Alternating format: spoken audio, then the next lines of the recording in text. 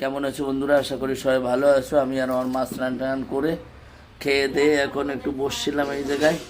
বসার পরে আমার দিদিরা এসছে, আর আমার দিদিরা এসে পুরো একদম যত সব, এই দেখো এই যে এই সব ধুচ্ছে, এই যে এই ধুচ্ছে দেখেছো, এই যে সব ধুয়ে দিয়ে দুইজনে মিলে রাখছে এই যে।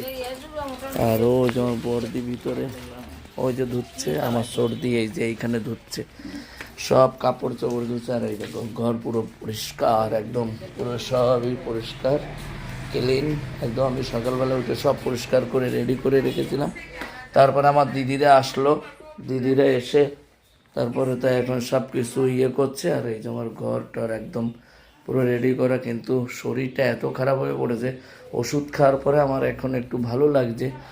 জানি না আজকে কী অবস্থা, গলা বিষের মতো ব্যথা, কথা বলতে পারছিলাম, সকালে গিলতে পারছিলাম না ভাত, এখন খেতে পাচ্ছি, কিন্তু কাশি পাচ্ছে ভীষণভাবে। ওষুধ খাওয়ার পরে একটু কম হয়েছে। তো চলো ভিডিওটা এই অবধি, সবাই ভালো থেকো, সুস্থ থেকো, এখনকার মতো টাটা।